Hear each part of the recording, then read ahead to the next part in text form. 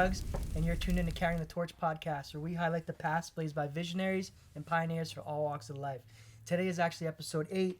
We have an incredibly special guest in the house. He's an actor, a freaking content creator. He's amassed over 700,000 followers on multiple platforms, doing big things with his life. My man, Zack Koehler, how are you today? Good. Thank you for having me. I appreciate you, man. I actually just got the introduction from Chris Revel from Hey Roadie Media Co. We got to shout out Chris. Shout out Chris. That's my boy. Making the introductions, man. Cause we watched a bunch of movies together, me and Chris. Oh, We're nerds. I It's know, all comic I'm a book nerd movies. too, man. Oh, shit. I love it. I'm about that. I'm about that life, brother. You know what I mean? Movies super special to me. But Chris is a connector, dude. I love people who organically build bridges. Yeah, and he's really good at it. You know, he knows. Chris is like one of the people that knows like everybody. He really does. Like, That's how we met. even when we were at lunch the other day, he was dropping names. I was like, dude, like you got like a Rolodex too, man. Like, and when those types of people come together, really cool things happen. Yeah. You know, so we met like 72 hours ago, probably like 4 days ago. Yeah. I was like, hey man, I'd absolutely love to have you on the podcast. I love how it worked out quickly. And now we're here. And now we here, my brother. Now we're doing it. Yeah, man. We're Much doing respect, it live. dude. I know you're actually like out here cooking, doing some really unique things. So I want to make sure you're like, we gave you the opportunity to just kind of share your story with us today at Carrying the Torch podcast. Before we get started, I want to make sure we shout out our sponsors: Cold Room Drip, Underground Culture, Grassroots California, Pop Shop Life. We appreciate you guys helping us keep our flame lit over here at Carrying the Torch podcast. Now, usually how we like to start things off here at the show is I'll do a quick 10 question this or that. Okay. You give me your favorite answer. Right? Oh, I'm so excited. All right, let's go. do this. East Coast or West Coast nightlife? East Coast. East Coast is, I mean, Studio 54, so many meccas of like nightlife happen here in the Northeast region. You know? All my West Coast nightlife, I met all the crazy celebrities. East Coast, I had the most fun. That's You had the most fun. Yeah, I think that just SoCal, if you're going to try to meet people, like that's such a cool place to go, and you know, you run across who the hell knows. Oh, dude, I wish I could name drop. Possibilities are endless. We might have to do a little bit of name dropping, my brother. Are you an early bird or a night owl? I'm a night owl. Are you? Night owl. I won't sleep. I never sleep. Yep. So you're up all night creating content, creating, doing work, editing, getting to it. I still live at home, and believe it or not, like I have like 5 people that live in my house, so I can never focus until everyone's asleep. And I say, all right, let's get this shit done. Yeah, and man. I'm locked in editing all night. So like 2 o'clock, 1 o'clock, 2 o'clock is like your go time. You feeling good? Yeah, for sure. You're chilling. You can get work done. For sure. I see you. I'm like a early to rise type of person every day. You know what I mean? You wake up early? 5 a.m. every day. You know, I go to bed at usually like 10 o'clock. I don't get a lot of sleep. My brain's always in motion too. Yeah. All right, let's get to some TV questions. Mythbusters or Fear Factor? Mythbusters. Yeah, man. I'm a scientific Yeah, guy. I see. I say, look at that. That's a myth that they just busted. I love Mythbusters. I love the character. I think that they paved the way for some really cool YouTubers nowadays too. Like some of these engineers and scientific minds on YouTube are some of the most popular channels in the world. And now Mythbusters are doing collabs with them. Isn't that crazy? Like how, you know, you may start a channel 10 or 15 years and then something hits where your concept really goes mainstream. Mm-hmm. And it's all comes down to like the product you put out there. Yeah. So I love to see the correlation of our childhood heroes on TV doing the craziest science projects and teaching us so much. Yeah. And then, you know, our generation and above and before, now we're getting to that level without being on national TV. They have YouTube. Yeah. And same thing with like Bill Nye. You see him Bill Nye. like Shout out Bill Nye. with like freaking streamers now. That's like collaboration is everything. You know, I think we'll get into that a little more too. Yeah, collaboration is so important to, if you've been in the game for a really long time and you're looking to continue to evolve, stay relevant, collaborate with the younger generations because they keep leveling you up. Yeah, because they were big back then. They're still huge, but their shows have been canceled. Yeah, their shows have been canceled. Just pull up on streaming. Yeah. YouTube, man. Like, I've seen so many celebrities now who pivot to the platform, and it's taking them farther probably, and preserve their career and legacy more than ever before. Like LeBron, Kevin Hart, anyone you can think of. Like, it's and when they're on top of it, they're like joining the streamers. Yeah, exactly. I can't believe it. No, I mean either. The accessibility nowadays is crazy. Yeah. You know, if you put in the work, and you know, like yourself, you build the following and the trust. Mm-hmm. You know, the access you could have to people is just insane. You know. I hear you, dude.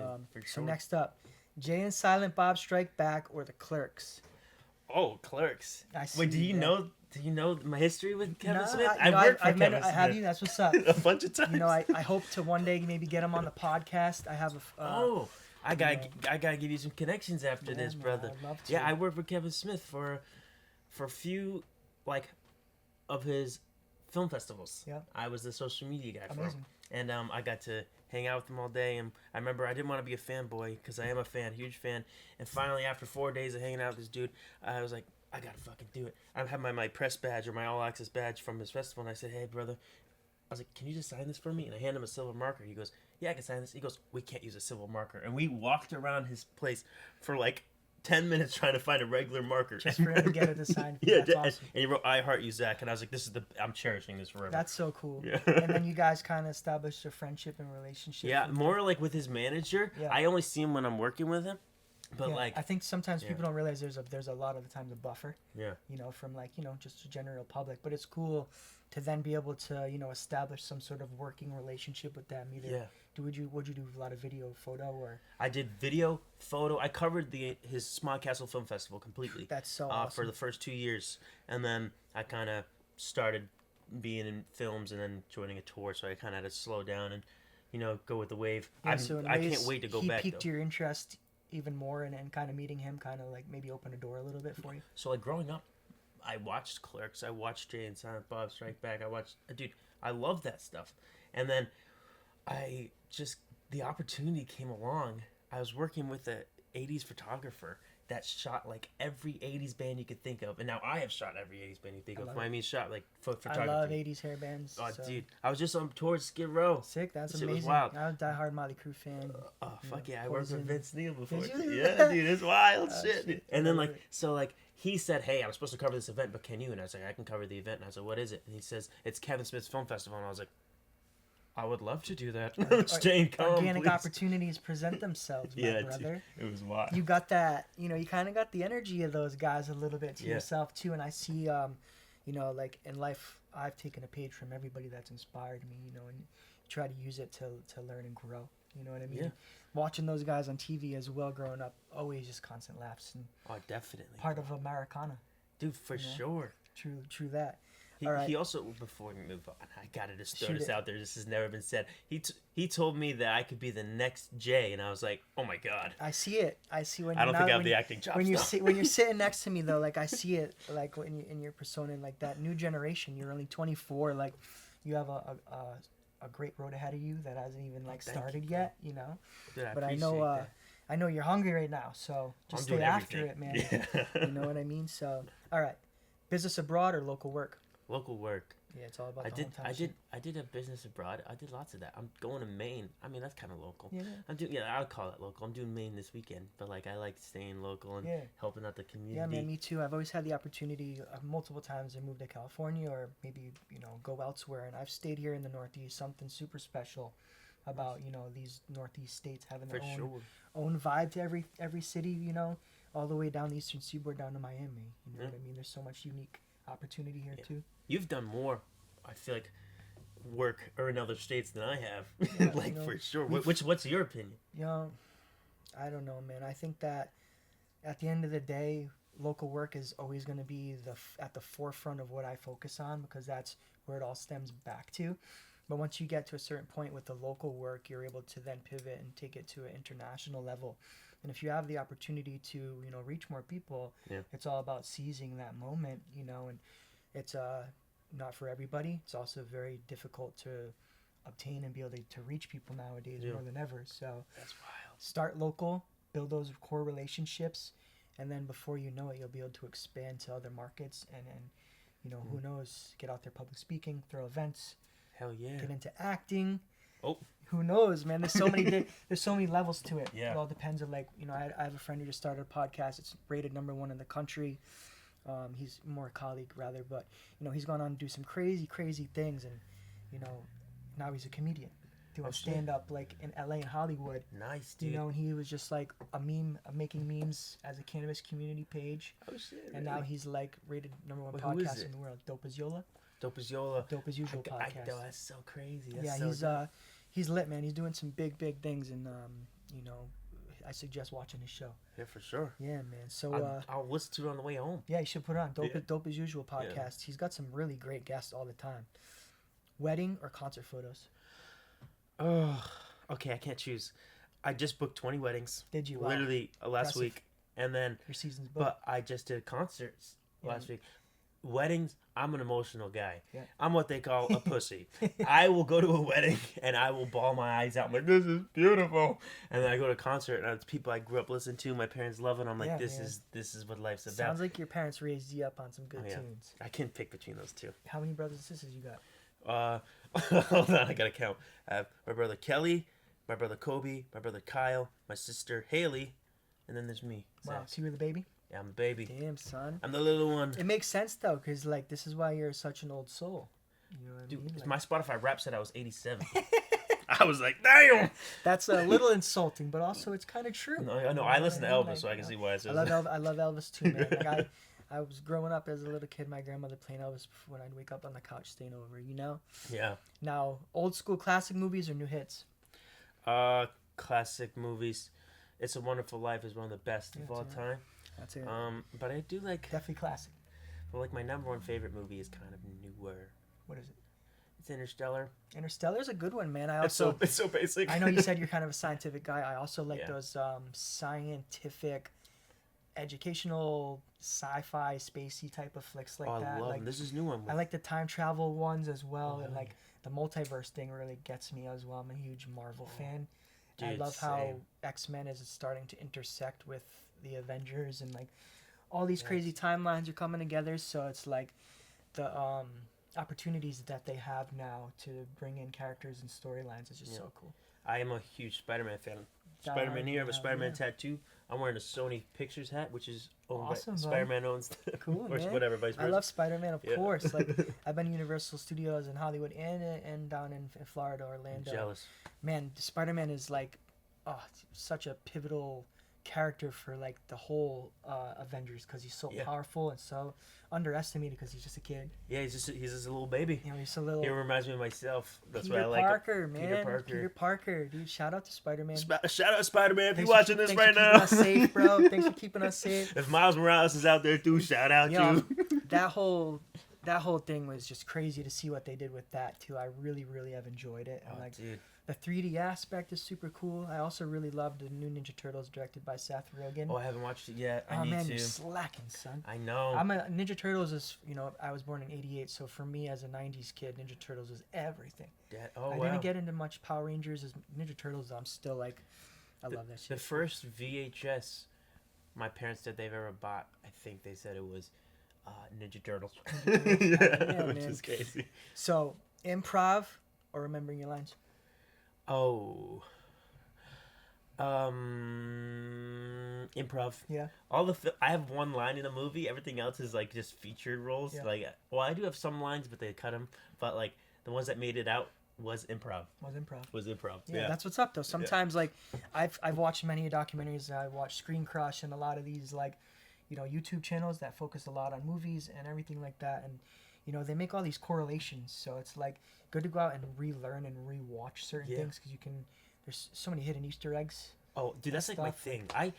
Like right now, I have a plan after this. I'm going to see this girl, and I said, we're going to watch the Elvis movie because I want to watch the Elvis documentary. Yes. But she doesn't know anything about Elvis. So I was like, okay, so we'll watch the Elvis movie, and then we'll watch the Elvis documentary. But I've seen the Elvis movie about 30 times. That actor who portrayed him was...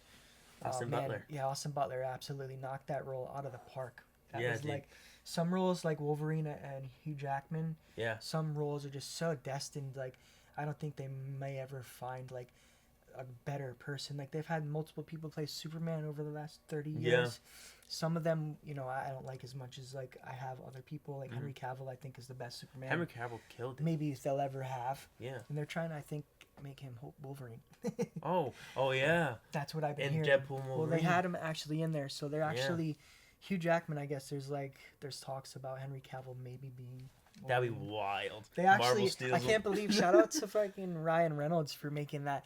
Sheer willpower. He willed all of that in that movie to actually happen. Yeah. It was supposed to be like a shot-for-shot recreation of another film. I forget. Oh, of Thor Ragnarok. Thor Ragnarok. It was supposed to be a shot-for-shot like recreation of Thor Ragnarok. Funny, Ryan Reynolds has been able to break like a lot of really new grounds in like the film industry with what he's done with all of that and Deadpool. Like, I love that character. Oh, dude, same. That was like my first true favorite superhero. Then I turned into Spider-Man when I realized maybe maybe this crude Give humor. me 2 more of your favorite superheroes. Oh my gosh, you're gonna Spider-Man? It's Spider-Man, Miles Morales, Spider-Gwen. I'm joking. It's just all Die-hard Spider-Man fan over I'm here. fucking with you. No, it's definitely Spider-Man, Doctor Strange, and we gotta go with Batman. Batman is a good one. It's DC, but I love Batman. For me, I think I would go Punisher, number 3. I would do Venom, number 2. We are Venom. Number 1, I would probably have to do Incredible Hulk, man. Oh, really? Yeah, Incredible Hulk is You got some anger issues. He's savage, dude. Like, you know, I think we all got a little Hulk in us, man, bro. Yeah, for sure. I might be a little dude, but people know. Yeah, all you right. gonna grow up. Polaroid still shots or 90s video camera, bro? 90s video camera. Yeah, that was era. I missed the old school days of like recording like holidays and stuff. You know what I mean? I just got a tape recorder that records on VHS for Christmas. Did you? Yes, I haven't used it yet. I love people too. Like they have like these old Polaroid cameras they sell now, and you're able to like you gotta like flick the photo to get it out. I have some on my fridge. You know, bring it back. I'm a Polaroid kid in the '90s. Like, I wasn't sure if like, you know, as a content creator and someone who's interested in videography and film, you might bring it back like that sometimes to the old school methods. Some people specifically ask for it. I get that. Like, nostalgia factor is so important. I did like to shoot for like a early 2000s like hair salon, and we did like cool vintage looking film. It was fun. Cool. Yeah, that sounds fun. Yeah, like pinup style. It was like VHS style. So we got like I like that, all the lines and shit. I grew up. I was born in 2001, so my extent what of a year. I know, right? And graduated a year ago. 9/11. I do. Like that's we love 2001. 2001. You know, that was the year after Y2K, and everybody for my age group and our family was like tweaking out over you this thought you were gonna die. Computer era. Yeah. You know, and then I remember 2012. I had a lot of friends who were into the Nostradamus thing, and they thought the world was supposed to end, and it was like a predestined thing on like. Dude, can I tell you something? Me and my brother, it was like midnight. We didn't even celebrate New Year's. Like, we might die right now. So we went to Taco Bell. We're eating Taco Bell in the parking lot, and we're like, nothing happened. We're like, oh shit. I was there waiting too. I think I might puff one down after too. You know what I mean? Yeah, be safe. So, Zach, my brother, that was our this or that. Let's get into it now, man. When did you first start like content creation? When did that really actually start for you? When I first started content creating, like when I was like 8 or 9. And I stole my dad's camera, and I would just film like me doing shitty pranks on like my family members, and then I posted to Facebook. What year was that? Probably like 2010. 2010, yeah. Yeah, that's like when I first started. Like, what had inspired your prank videos? Just YouTubers that did like prank videos. Ridiculousness, and CKY, and like. I was Bam Margera. Oh fuck yeah, I was a big Jackass fan too. I love that. My brothers shouldn't have showed me that at such a young age. Viva La Bam too was like so funny to see him on TV every day. He is coming back for the next Jackass I've been following his story hardcore. Oh dude, same bro. I met him at a Comic-Con once. I was like, this is so fly. It was One awesome. day, I was just down in St. Petersburg and with my buddy Chris Dyer, he's an artist, and Bam had went over his house like maybe a few months back and skated his half pipe. Shit. I was like, bro, that's bragging right there. I know, should have had him sign that, put up like a plaque. I know, right? I was a skater, skate rat. You know what I mean? Really? Through and through. Like I skated for like 9 years. My brothers were skaters, and I used to film them on my on the flip camera or whatever. And then he was sponsored by Monster. Was he? Damn, he must have been nasty. And they only paid him in Monster Energy drinks, right? That's how it goes with the sponsorships, man. Right. But get this, endorsements. He drank so much Monster. One night he woke up in the middle of the night and fainted. Turns out the Monster like made ulcers in his stomach because that's all he drank. Stones, dude, bro. It fucked him up. He had a lifetime supply of Monster energy drinks. That's what happens, dude. Crazy. Those sponsorships. So you were around like your older siblings skateboarding, looking for sponsorships, and you started videotaping them. That's actually probably the stuff. That's like the first time I picked up a camera. Actually, now I think about it, that's crazy. They unlocked that. Because I was there, we had a whole skate crew, and we had a whole video we filmed and presented it in the auditorium at our high school in front of mad kids, hundreds of kids at the school. It was called Ocean Skate. There were like 13 of us. Everybody had their own skate part. Oh damn! And my buddy Ryan Whetstone filmed it all and edited it all on like some old computer, dude. We had all these beats my buddy made on this little like keyboard, dude. You got the whole goddamn crew there. So we were into it. It was Jackass like motivating us, like you know, and we don't want to be sponsored, bro. Do you know about the Dudesons? No, what's that? The Dude Sons. The Yes. Dudesons. The Dude Yeah, that's Sons. that's what Yeah, Jackass was CKY, inspired yeah, by. the Dude Sons. Yeah. Yeah, it was crazy. They're that whole era is like my childhood in a nutshell. Yeah, that's wild. My brothers, they made me grow up watching that stuff. I had no choice. So This is what kind of molded you into a content creator, and MTV ushered in this era of like pranks and like videos with YouTube really starting to take off. Ridiculous, and Rob Dyrdek, another skateboarder, comes into play too, and makes YouTube videos his entire premise of his show. He was like TikTok before TikTok. He was TikTok before TikTok. Because it's a bunch of just videos. Ridiculousness had 14 or 15 seasons, like years of work. Dude, it was crazy, and he just got canceled. He did, and then MTV shutting down or whatever. Yeah, something's going on. But I think ridiculousness kind of like helped pave the way in a lot of ways for like prank videos and stuff like that. Sure. So now you're getting into your teenage years and into college. When did you start YesEpicYes? So that's funny. So I did YouTube videos for myself, Zack Koehler, right, on my YouTube channel, and I posted this unboxing fail video. It was like my first viral video, and it got millions of views. I was so excited, and I was like, this is my first time seeing a paycheck, and I was like, holy shit. And I was like, this is awesome. And then I kind of forgot about it. It was like a year or two later. I'm in high school when this all happened, and then my friend's like, is this you? And I said, yeah, that's me. I said, but that's not my thumbnail. Hold on. I was like, that's me in the video, but that's not the thumbnail it chose. And it said like 10 million views. I said, wait a minute. Someone stole my video, uploaded it. I got like almost 2 million views. He got 10 million views. Yeah. Stole everything from me. That happened to me before. And then I was like, all right, time for legal action, because you just made so much money off that video, and you just didn't give me no credit or anything. So like, I took down the video, and the channel was called YesEpicYes, and I was like, next time ask. I probably would have said yes, like give me credit, And he goes, okay, I'm so sorry, blah blah. They paid whatever they wanted to pay, and then they're like, would you like to do some content for us?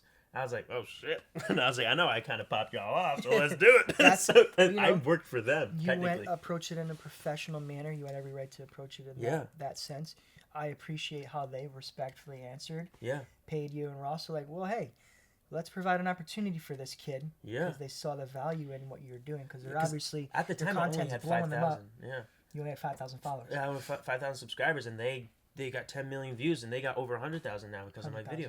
And mine was the most popular on the page. I was like, are you kidding me? I did a video too once for a company, and it got taken probably 15, 20, 30 million views all around the world. Yeah. Multiple people took it in other languages, and it was crazy, and I never saw a dime from that. I'm still dealing with that with my Secret Room series. People were reposting it, and I don't even do anything about it anymore. I said, just take the clout, bro. So is that usually your route of action if someone steals your content as a content producer who produces viral videos and is well known?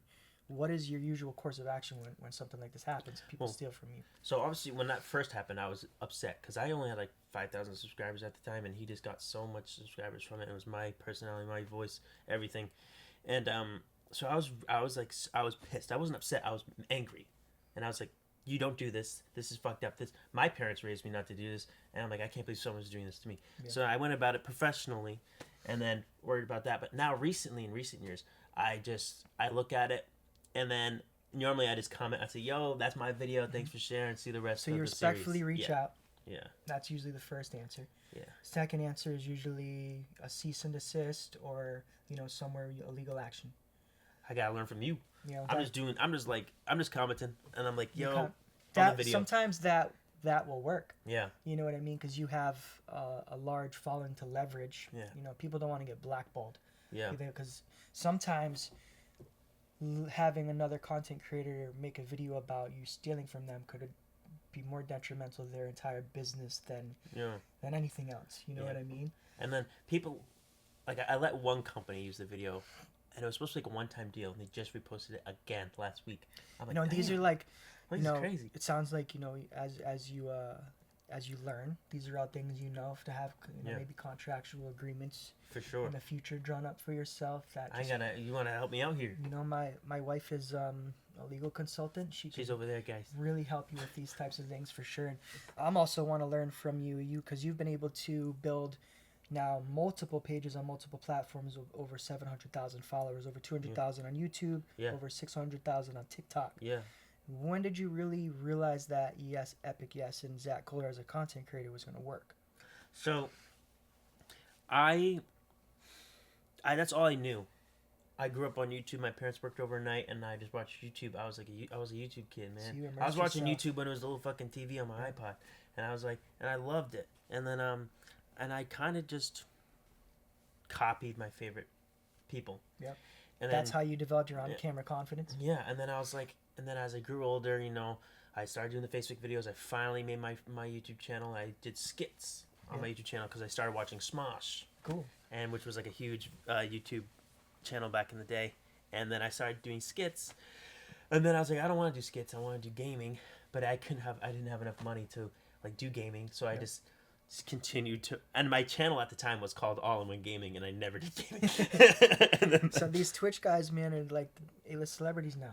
yeah. And then like, so yeah, dude, that's crazy. I should have done gaming. I could be collabing. Hey, so are with... these YouTubers, dude. Yeah. It's nuts. You know? Like Drewski, like holy shit, right? like crazy to see like what people Super Bowl can do. commercial. Dude. Like, I've been seeing it, man. I watched some of these guys 8-9 years ago when they started their channels and shit. Really started to get popular. Crazy to see people like him in particular.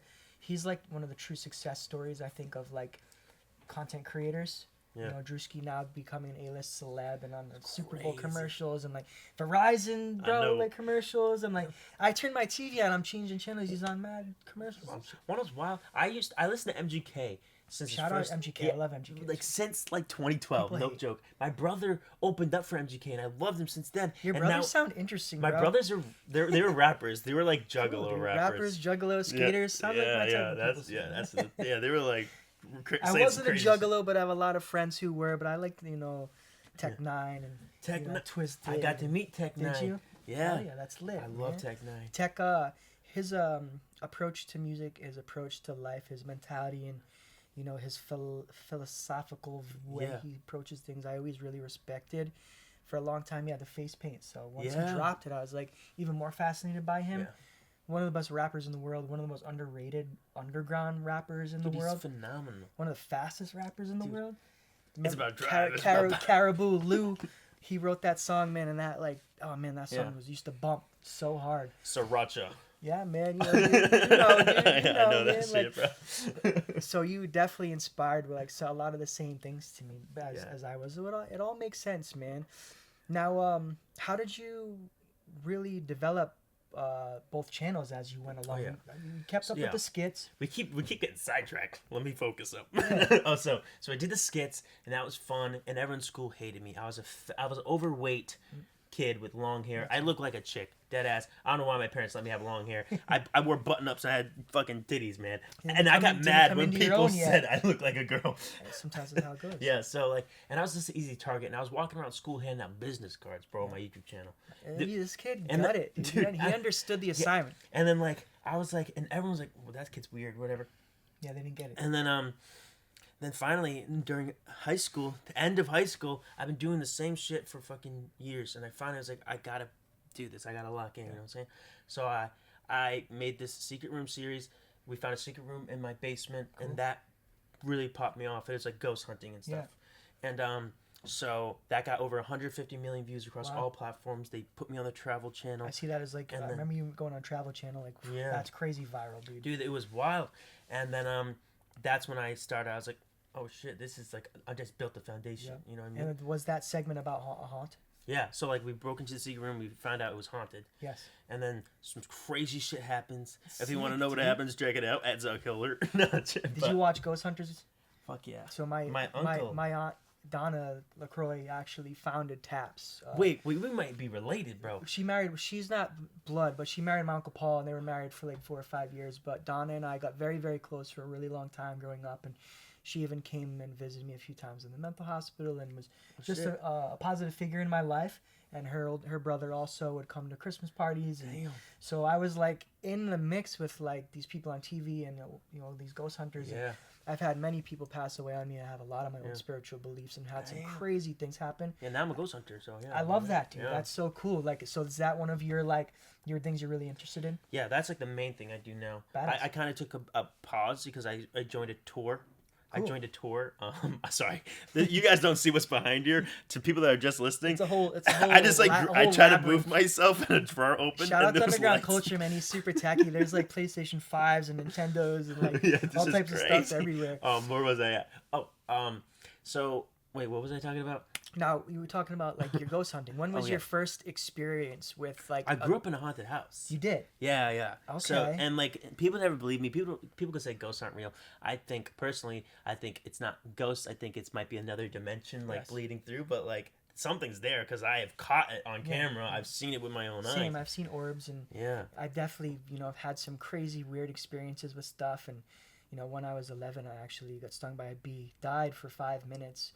I was in a coma for over a week. What the fuck? What was this bee laced with fentanyl? Dude, it was a white-faced hornet. I didn't know I was allergic. I had anaphylaxis. Damn! I died in front of my whole family, and I was in a coma for about a week. Minutes? 5 minutes, I was DOA. I stopped breathing. Rest in peace. They had to do resuscitation on me. That's fucking wild.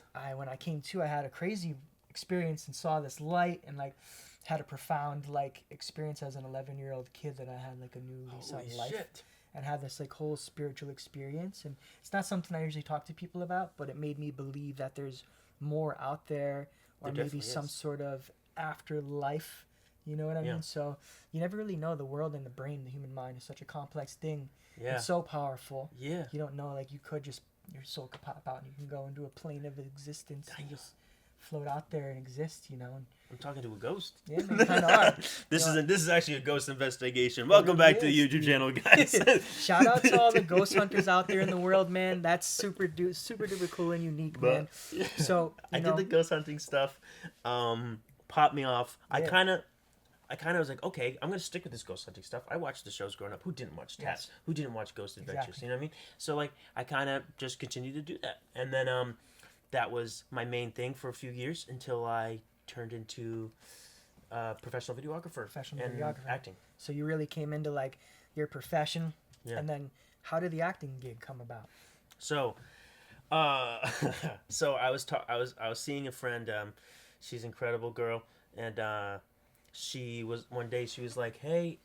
She was an actress, and growing up, she was an actress. She was like best friends with Kesha growing up. She was on Victorious, and she was like, "Hey, how about you come to set with me one day?" I was like, "Oh shit, cool, man." I was like, "Okay, let's do it." That one foot in the door. And then I showed up on set, and then I was an extra, and I also did BTS photography on that set. But before that, I was doing like professional commercial work and stuff, so that's why I was able to like bring a camera, and they said they need like BTS photographer. Never worked on a set though, so I was like, let's do that. And I built myself up as a content creator. They wanted someone that could be like an influencer that could help promote the movie and stuff, so like it was like a win-win for everybody. And then so I did that, and then I was like, I love this vibe. You know what I mean? So then I stuck with it. It went hand in hand with your YouTube channel too. Yeah. Yeah, and then I did a lot of like Lifetime movies that like are like horror or scary. Very cool. I've probably watched many of them. Dude, that's so fun. I'm a super nerdy like horror sci-fi fan, so I love all that shit. So you filmed even movies for like TV. Yeah, dude, it's crazy. And like so the TV stuff, I done like BTS photography or movie stills, or mostly just in them. Cool. And stuff like that. And then so I did the movie stuff. That was fun. Went back to YouTube again. Made Pivot another again. Yeah, and then I just kind of go all over the place. You go back and forth to the lanes you're in. It's like that's how you stay successful. That's how you evolve. That's how you find new opportunities. Yeah, and then like just last year, and coming up this year, shout out Rhode Island International Film Festival. Yeah, Rhode Island International I was a film critic and social media manager for Rhode Island Film Festival. Dude, that's such a cool opportunity, buddy. You should be, as a 24-year-old kid, man, like following that energy. You're really carrying the torch, buddy. It was wild. Thank you, for the younger generation, like you are epitomizing what our podcast is all about, right? That's amazing. And to be able to like utilize your skills, your passion, and you got to get the gab and your personal. So it's like all these things are starting to add up on your good side of the scale, man. I couldn't believe it. Yeah, so I did the film critic stuff. We are also like Oscar qualifying film festivals. So the films we watch are automatically could be qualified if they win for an Oscar, and 4 of the films are nominated this year. Now, what is the criteria like for judging something like that? We get like, I don't know if I should talk about it too much. There's like a rubric you kind of have to follow. So And obviously, you have to be an avid cinema lover. Yep. You ask you questions. They know if you watch cinema, they know if you watch cinema. If you don't watch cinema, you're not going to be a good film critic. Yeah. You know what I mean? So it's just like if you're a cinema lover and you're actually truly passionate about film, which they can kind of see. I'm a videographer. Yeah. I watch film. I'm a YouTuber. And then they're like, so they gave me. They're like, okay, let's have you watch some films for us. And I was Cool, like, man. it was wild. And, What a and great they flew me opportunity. out to the Oscars. They flew No me out to shit. the Academy Museum, and we screened like those films that are nominated. Wow. So that shit was wild. So you're following the energy and these doors that are opening for Dude, you. I just go with the flow. Someone says something, everyone says no. You say yes. Yes. You know what I mean? Same And thing. I Don't was be on afraid tour. to ask. Exactly. That's it. You know, I've learned so much from like. Sometimes you just gotta ask. You'll be surprised. Like people are like, Yeah. oh, that sounds That's great. how I joined a tour with the comedian. Yeah. I was on a tour, the Stay Golden tour with Matt Rife for a year straight, and balancing the tour and film critic, Yeah, balancing that's a these big- two. But the way I had it was my girlfriend at the time was a big fan of Matt Rife. I didn't really know who he was, and we went to the show, and I was like, oh, this is so fly, you know. You This got to guy's see him. funny. You got to see him live, Yeah. and now that was your first time. Did you know who he was? No, I looked him up beforehand. I was like, oh, You're this like, guy's this fucking dude's popping. This guy's crushing huge. life right now. Yeah. So we saw him. He talked to us. He talked to us in the fucking. He talked to us in the crowd, and I was like, "Yo, that's awesome." Afterwards, his opener was great too, but I went up to the opener and I was like, "Dude, this is great stuff." And I was like, like, what do you do? Blah blah. He's like, "I'm doing a podcast, shit like that." And they were like, and I was like, "Awesome." Opener Alex Curo. Shout out Alex Curo. Shout out. Yeah, and then so I was like, let's do that. He sends me, and I go to the house the next week, and then he's on the tour with Matt, and I'm working for Alex, shooting for Alex, and then I go on the tour with Alex, and then Awesome. some opportunities come along where I can shoot for Matt too, Wow. which is just natural. Like I said, you just gotta say yes thing, natural things, and now I'm all say yes. yeah. And Shout now out to Alex too, another person opening doors and Yeah. providing opportunities like Chris Revel, another organic bridge Yeah. builder. Like it's all it takes. Your network is your net worth. yeah. People say that it's kind of cliche now, but it's so true, man. Yeah. And that proves it right there. Yeah. So that's how the Matt Rife connection started. Was because Yeah. your friend Alex bringing you on tour, Yeah, dude, and and you it and was Matt just, hit it off. dude. Yeah, I got How many places did you visit with him last year? fuck, man. 30, know. 30 places. Let's 30 think. states. Or was it an international? I did. He's on the international tour now. I'm not part of that one, but I did the national one. I did like all East Coast states. East Coast states. So, Awesome. but also went to Texas Cool, a few man. times. So you from went Texas, Midwest. New York, like Pennsylvania. Fuck, man. I don't So know. now you got you're a critic for film festivals, and you're working with Matt Rife. Sounds like you're really starting to hone in and really polish the product and yeah. opening new opportunities, man, like never before. Did Yeah. Matt Rife's opportunity help trajectory you even more? It let me travel, Yeah. and I love traveling. That's huge. And I've worked with huge people before, like every 80s band before that. Yep. I worked with Motley Crue, Guns N' Roses, D. Snyder. Shout out, dude. That's Fucking every band you could think of from the 80s. so cool. So I'm used to all these big crowds and having a camera there. Yeah. And I think that kind of trained me to get these like really beautiful Yeah. shots. Yeah. So but I was kind of used to it, and I knew not to like I'm friends with a lot of really cool people. Yeah. So you know how to get out of the yeah. way when you need to, and you don't intersect yourself when you yeah. don't need to. And there's So- etiquette around celebrities, man. yeah, dude. Getting to that level, you really got There's to also mind your P's and Q's. Secret life It really, of celebrities, man. yeah, I there seen some really is. crazy shit with it. yeah, I can only imagine. I was on Catalina Island. Now I can name drop it. It was this huge celebrity, and we were fucking partying all weekend.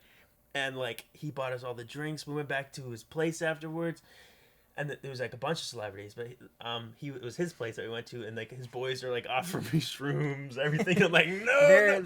Their lifestyle and the way things they're into is just so Yeah. much more vast. Now, my brother, have you ever gotten a chance to try any exotic snacks? Exotic snacks? Yeah. No. So we are very close with Pop Shop Gallery in North Providence, Rhode Island. Oh, They're an shit. exotic snack store. On Carrying the Torch podcast, we do a mystery box review on every episode. Yo, this is so Yes. hype. What? So this is non-infused. This is just snacks from all over the world. Okay. There are 3 items in this mystery box from Pop Shop, North Providence, Mineral Spring, that we're gonna review together. Are they both the same thing? Both in the each- same thing. Okay, so we can open up at the same Yeah, time. both at the same time. Okay. Shout out Pop Shop, North Providence, Rhode Island. Yeah, shout out Pop Shop. Oh Let's my go. god, mystery box review. All right. Oh god. Let's lay Okay. each thing out, and then we'll take a little I can't read that. video. We got some chips. It looks like it's It looks like a piece of bacon. Barbecue bacon chips. You reading this motherfucker? This is No, but Japanese. That looks like a Okay. barbecue bacon or like something like that. It might be a little spacey too. Spicy. Pomegranate blueberry. Ooh, this looks bomb. I know I'm gonna like this. Oh my gosh. And then we got some Looks strawberry Oreos. Strawberry Oreos. All Or it right. could be bubblegum. All right, Pop Shot. Zach, what do you want to start with? Let's do dinner first. let's do the Dinner with our drink. All right, so we got some Crazy Lays. Please. Pop Try to pronounce Shop, that. North Providence, Rhode Island. They always do hundreds of unique snacks, my brother. Really? All types of crazy stuff, dude. I That's never tried. wild. Every time I walk in the store, my head spins. But I like the Oreos, I like the Kit Kats, and I like all the crazy chips. Yeah. All right, let's pop these open. Okay. I'm scared to fuck this up. Leave it closed. You can just use mine. To keep Oh, those okay, for let's do later. that. All right, guys. They smell like Taste test. teriyaki sauce. Holy shit. That's the biggest That's a chip big I've ever chip. seen. Can y'all see that? I really, really like that. Super savory. That's like pork. That's like Pork rind. pulled pork, I Yeah, think. pulled pork. Yeah, I think that's what that is. I am getting maybe a little bacon, but it does taste like pulled pork. Those are fire. Yo, this is really good. Yo, what these countries doing? Give Yeah. us 50% net less plant. Less something. When we do the B-roll, we'll actually put the names of them. What they say. Okay, yeah. But Whatever this a little is. spicy. I can't stop eating them. I really, really like it. Wow. Like you said, pork rinds. I think that I'm gonna give those an 8.5 out of 10. How about you? I'm gonna give those a 9 out of 10. 9 out of 10. We love those chips. They're straight from... Actually, I was gonna say China, but that might turn racist if I say that. I don't know where it's from. Yeah, those are really, really good. I love them. I think we should do a palate cleanse of the drink. Yeah, palate cleanse. Palate So we got a Tropicana pomegranate blueberry John here. This looks really good, man. I'm so excited to hyped. try it. This is gonna be delicious. Sniff test. Smells like apple juice. It does. Smells very much like a little apple juice. Let's see what it tastes like, though. Oh, it tastes That's great. refreshing. Holy shit. That's bomb. You Tastes get like the a Jolly pomegranate? Rancher. It does. Dude, Jolly Rancher by the does way, not too behind the scenes, everyone's down on those chips Everybody's right down now. to those chips right now. They're really good chips, yo. Shout out Pop Shop. Always lacing us up. We're actually gonna go meet Murph from Impractical Joker Saturday. We just interviewed him. He was our Yeah. last guest. Nice. We're gonna bring him a huge box of snacks. Oh my Of all god. types of stuff, dude, from all over Should the punish world. him. Oh, we might have to maybe do a hot chip challenge with Murr on camera. That'd be, You know what I mean? That'll go viral. It definitely will go viral. All right, so we got these strawberry Oreos. Last but certainly not least, again, thanks Pop Shop for always hooking it up for our guests to try some unique stuff. It's definitely gotta be strawberries. Oh yeah, those are really Whoa. good. The cookie's even different. Those are so bomb. Wait, these are better than regular Oreos. The cookies are phenomenal. I like Neapolitan, like ice cream and strawberry is kinda chocolate like vanilla. Kind of reminds me of like a Neapolitan style cookie. Oh my god. I really like that. That's muy delicioso. I give those a 9 out of 10. I get those are better than regular Oreos. Yeah. The cookie's so much You like 'em? fluffy and crunchy. You think 10 out of 10? 9.5. 9.5? Never give anything a 10 out of 10. I'm also giving this a 9.5. Like, this is like not too sweet. We didn't It's read not this. too much like a tea. How much I sugar really, in it? really like it a lot. Yeah, let's see what. Who knows if we can read it. 42.8 grams. Wow, they got to the point. I'm trying to be good. I'm giving it a 7 out of 10, but it'll be a 10 out of 10 if there's no sugar. Wasn't no sugar. You know, I've been on the soda water kick, trying to like be good to my kidneys, man, and just hydrate my body, going to the gym, staying active, doing what I can to like, just preserve my health. I stay busy a lot, so. Yeah. There's an anime character on the back of this, by the way. I saw that, man. Who's this? Someone don't knows know. who this is. Let us know. Now, what types of movies do you like more? So, do you like horror, sci-fi more, like you said, or are you into like really gory stuff? I love movies with meaning. With I want to meaning. watch a movie and then walk away with a new take on life. You know what I mean? Yeah, man. I love a really good storyline. Truman Show, phenomenal. Such a good. Oh, Yeah. shout out to Jim Carrey. He's been going Good Will viral Hunting. all Oh, yeah, week, he dude. got I don't fucked up know. face now. I don't know, man. People are saying he might have got some fillers, or there's rumors going around that some girl was cosplaying as him. It was me. Dude, it could have been my boy Guys, right here. surprise. I was in Paris dressed up as Jim Carrey. Can you Now- tell? Now we're talking about actors. Who are 3 of your favorite actors of all time? 3 of my favorite actors. Dude, I never really thought of that. Tom Holland, just because He Shout out to reintroduced me into Spider-Man, Spider-Man. son. Like, I grew up watching Spider-Man, and I was like, He's a really great Spider-Man. let's think. Austin Butler. Austin Phenomenal. Butler. Elvis. He's got a promising future for shit. You make a great gangster. And then Russell Brand. I'm joking. I'm joking. I'm joking. Not Russell Brand. That's wild. No, let's think. Like Matt Damon. Local. Damon? Boston. You made out there. Yeah, Ben Affleck and Matt Damon, Smith. Man. Like, The Town. Probably one of my favorite. I'm a gangster movie fanatic. Oh, yeah? I love Goodfellas. I love The Bronx Tale. Like, all those Italian gangster flicks down to, like, the robbery movies. Heat is also another one I really, really loved if you never saw it. Yeah, I've seen Heat. Robert De Niro and Al Pacino. That's a banger. Also, like, for horror movies, for me, like... I'm a big fan of horror movies, and actors, too. Like, I definitely would say Adam Sandler, like, deserves, like, some mention on my list, because there were so many movies that he made that I absolutely... Punch Drunk Love. That's a good one. 51st Dates also. Yeah. I also really loved, like, obviously Happy Gilmore 2 just came out. It was really good. You like the second one? You know, it stayed true to the first one. It did. So that's why it passed for me. You know? I'm joking. This is an Oscar movie critic. You know, I would have gave it like a 4.5 out of 10. There you go. But because it stayed true to the old storyline so much, I enjoyed it. Yeah. I think people had a lot... The thing is, they hyped it up too much. People had really high expectations. Really I did enjoy it, I'm not going to lie. Well, there's a lot of people usually, like, I think 50% of the times, those remakes or part twos that happen 20 or so years later have a really good chance at failing. Yeah. You know what I mean? Like, Good Burger came to Rhode Island. I was in that, too. You were, too? That's awesome. You know, also, I really enjoyed it. It stayed true to the original storyline. I think I was just biased. Yeah. I liked it because I was like, where am I? I mean, I was a Nickelodeon kid, and I was I do who a kid. I loved Orange Soda, like Kel in particular, and like Good Burger Man was one of the. That movie hit at like the time Scary Movie was like starting to get really popular. That new trailer like was so good. The sketch comedy movies were like getting really popular. You know, like so, Epic Movie, 1, 2, 3, all those shits were like wild. Yeah, Epic Movie was really good. Like I think Scary Movie is about to come out, the new one, because Scream just came out. Yeah. Friday. Did you see it yet? I watched it opening night. Loved it. You liked it? I loved it. It was okay. I talk when I say what my favorite movies are that actually have meaning is like those are my favorite movies. But movies that I think are entertaining and fun to watch are horror movies for sure. Horror movies, sure. So I just watched Scream.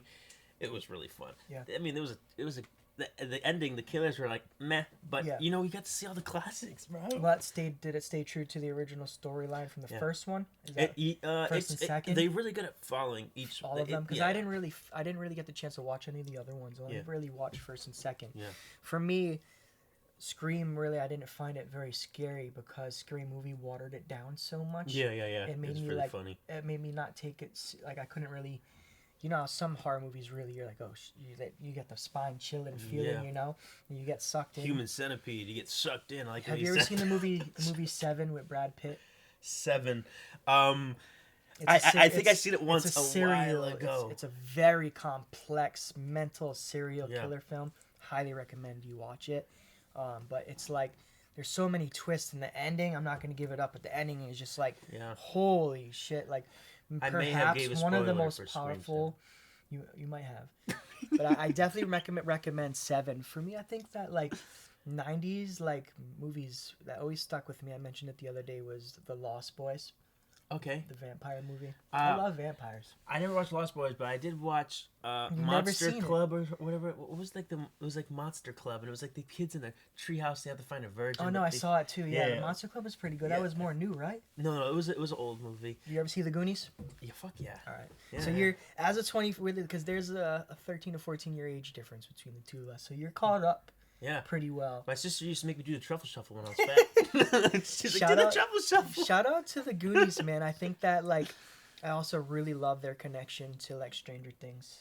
Oh yeah. You know, I love Stranger Things. We watched all 5 seasons and really, really enjoyed it. I met Millie Bobby Brown. Did you? Yeah, and then she was really nice, and I saw her husband hiding in the corner. Yeah, just and I was like, look at this guy.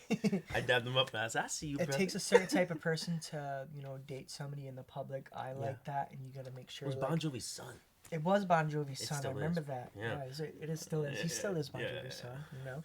But yeah. Let's get into your favorite celebrity encounters though. Name drop a couple. Who did you really have like one good solid experience with that really stuck with you? Like that's one of the coolest people I ever met. Because you know sometimes you meet your celebs, they let you down. They're not as cool as you hope. Oh, so many. This dude's met a lot of celebrities, probably upwards in the hundreds. Definitely. The coolest one was Bob Odenkirk because he's a writer for SNL and then amazing fucking like he's Better Call Saul, so good. Yeah, incredible. He's like us, very multifaceted. Was he the lawyer? Yeah, he's a lawyer. So was he in Mr. Nobody? Yes, he that is. guy. Yeah, that guy. Man, yeah. Mr. Nobody, dude. Too. Did you get to watch it yet? I didn't watch second dude, one. It was freaking... I love the first one, though. He kicked so much ass. Oh, dude, really? It's on Netflix now, I think. I watched it last week. I was like, all right, that was like... I gotta watch it. Yeah. Sometimes part 2 is just, you know... They don't hit. Dude, this one literally physically hits. What an amazing actor. But that role he plays in Mr. Nobody is like super dark. Super, super dark. Like, then it's... his family, he brings his family into it, you know what I mean? I really also like him as an actor too, like so that was one of your favorite, you know, kind of encounters. And then I mean, you gotta say Matt, you know, because like Matt Damon? No, Matt Rife, sorry. Oh, dude, of course. Yeah, and then because like he welcomed me with open arms, you know. Never. You guys ever still communicate? Oh yeah. We just at the house for the Super Bowl. Were you? So you guys, you guys are homies now. Yeah. Well, so I wouldn't say homies, part but of the fam, I'm just there. Yeah, man, you're part of the fam. You know what I mean? Like, yeah. I think that I'm sure there's an entourage around him at all times. Of people, but keeping like minds also around constantly is probably how you consider stay successful. Yeah. You know, and having someone of your caliber of videography around when is one of the biggest comedians in the world around other comedians and people are pranking and just doing crazy fun shit. You guys must like have some clips or like behind the scenes stuff. I can't talk about it. But really the only reason why I'm there with Matt is because of Alex. And I am gonna do this little shout out. We filmed a complete documentary with Alex. We are editing it right now. Amazing. It's a documentary focusing on an opener for someone like Matt Rife, going from opening up to sold out 17,000 seats to trying to sell tickets at a small club and can't sell 3 tickets. You know what I mean? So it's like that's like the documentary. That's like the big project I'm working on now. I can't. So I do have to shout out When's Alex. that going to be coming out? We're in the process of organizing all the footage and editing. So we're gonna edit it. We're gonna try to get a deal first. Cool, man. So we don't really know a timeline. Doing big but hopefully things. I think by that's next year. Feasible for you. Yeah. You know, and thank you. The fact that you're able to, you know, get that product out and polished to be able to send it off is like such a huge thing. Must feel rewarding. I did a documentary before, and it got selected for the Smod Castle Film Festival. Yeah. No, not because of nepotism. I swear. And this was the Kevin Smith doc? The Kevin Smith. Yeah, I just texted them. I was like, "Yo, I'm gonna submit," and they were like, That's awesome. "You've been accepted." And I was like, "Yeah." You know, that's like we were saying. Sometimes you just gotta roll with it, dude. Yeah. You know, believe it can happen, and it might just happen. And same thing with Kevin Smith. He was also a great one. There's so many. I mean, I don't know, man. Kevin Smith probably deserves that number 3 spot. Yeah. He won. Fuck, none of the rock stars. Fuck all those guys. Look, Nikki Sixx and no, they're Tommy, all assholes to me. All those guys are all like, I'm sure, like partied out, dude. Like just sick of people. Dude, my biggest regret, it was Bret Michaels.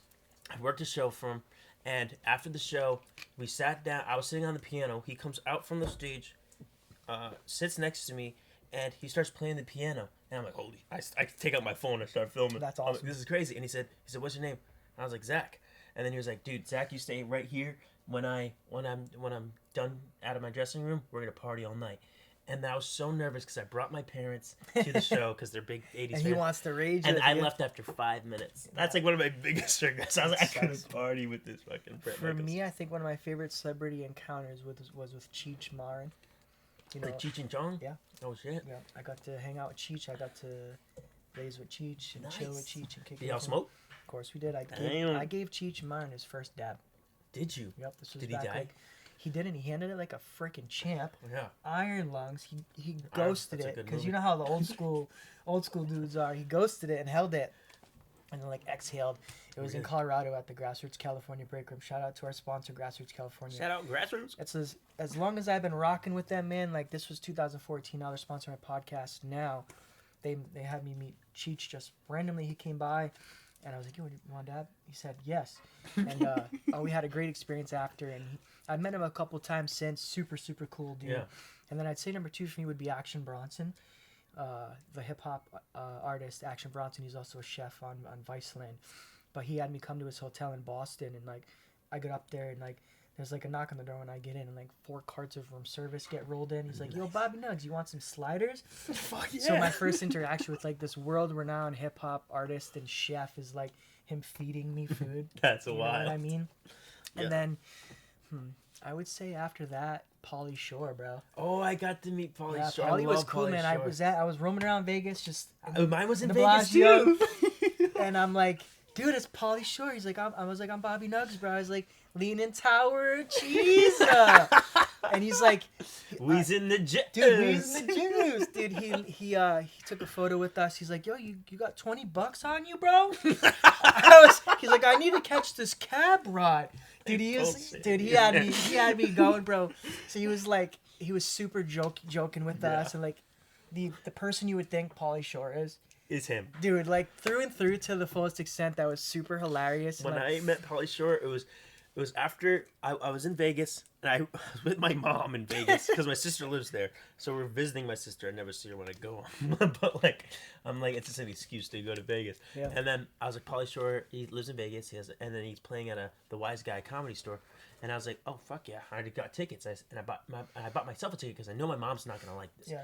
And she goes, you only bought you 1 ticket? And I was like, I'll buy 2 tickets. She actually surprisingly enjoyed it. But it was after the show.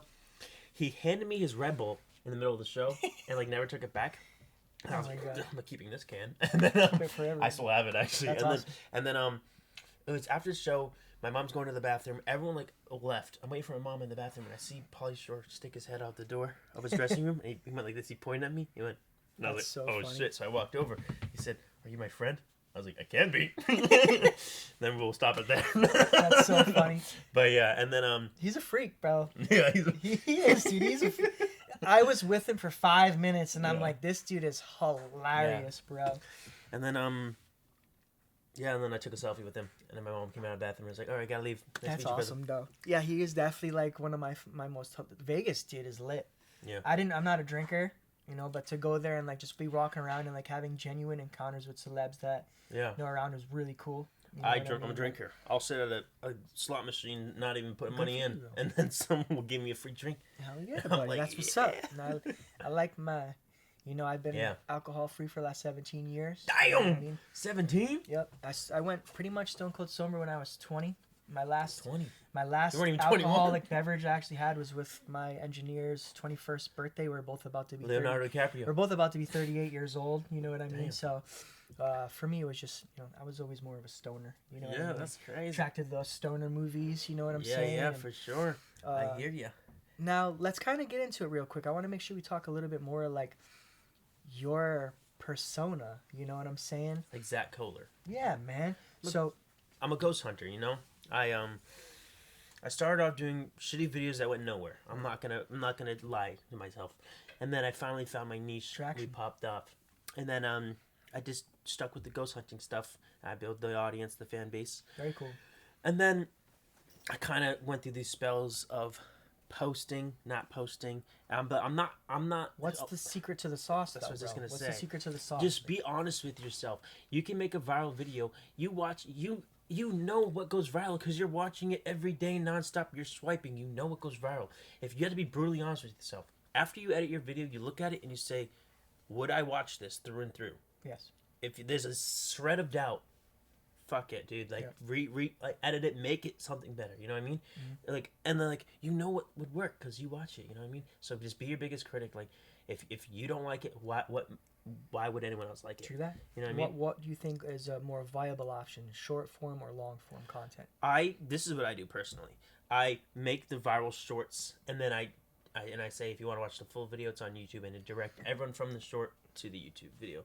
Now, has that helped you amass that 100,000 on there? Them from... So literally, like all my followers, well, not all of them because YouTube integrated shorts afterwards, but like half of my followers came from my promoting my YouTube channel from TikTok. So I got like almost 700,000 followers on TikTok. And then I pushed everybody over to my YouTube channel, and then that got like 100,000. So you leveraged the TikTok with like 660K now? Well, yeah, the TikTok has like 600 and something thousand, and then like just stayed at it. How long did that take you? About 4 or 5 years. To gain those followers, I was on TikTok for so long. I was on TikTok when it was Musically, but making videos. But once that one video popped off, that was it. I don't have a TikTok yet. I need to get on there, man. We're trying to evolve. Do it. I'd love to figure out a way for Carrying the Torch podcast to do some content collaborations with you this year. We'll investigate We're this room at international events, man. Maybe we could do some ghost hunting hybrid style events. I'd love to join you on a ghost hunt. Or, do something fun. Yeah, now a little bit more background on me.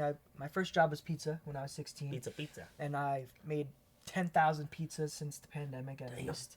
You know, we started like a pizza business during the pandemic, selling out my crib, and then it became a thing. You know, now we do private parties. You started selling pizzas out of your house? Out of the house during the pandemic, yeah. And people are like, well, I want to try it. You know, it went really well. We really just like take a donation and then building the brand.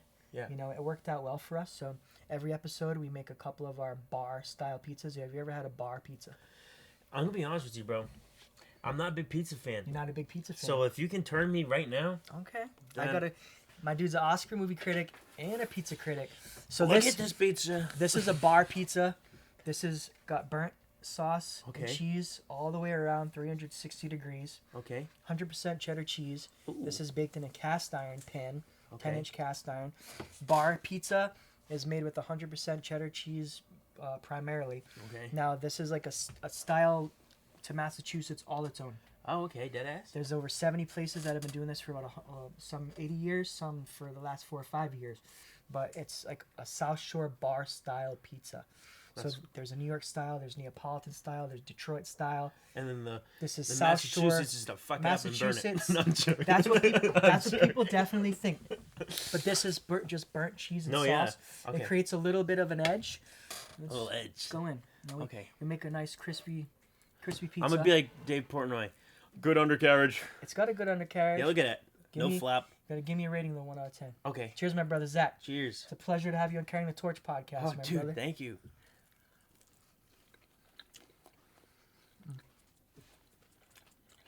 Yeah, that's crazy. It's great.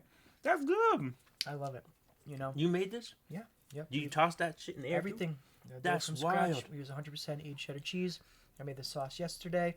We don't cook it. It's just really fresh ground tomatoes, 7-Eleven brand, salt, a little bit of pepper. Damn. So we have a recipe. We haven't divvied from it. You know. This is really good. Thanks, man. I normally don't like pizza. What do you give it out of 10? I don't like pizza, and this is the first pizza I like, so I gotta give it a 10 out of 10. Eat the crust. Eat the crust? Let's do it.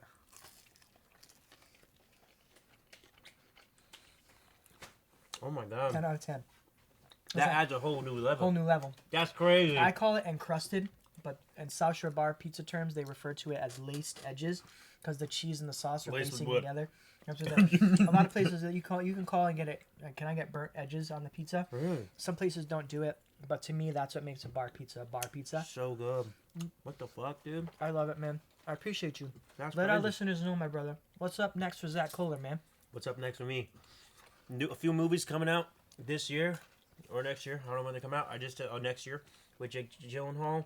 Remain. We did one with what's his name? Mark Wahlberg. In Boston. What's his name? He was really fun. I almost died on that set, so they put me in the movie. Dude, shout out Chris Kattan. He broke his neck on set. He's who? Chris Kattan. He broke his neck on set 20 years ago. And damn. He's doing his health is doing pretty bad now. He's hanging on, but he doesn't seem like he's letting it hold him back. Yeah. But the neck injury is definitely going on for years to really hurt him. Wow. Sometimes you got to be careful out there on set, man.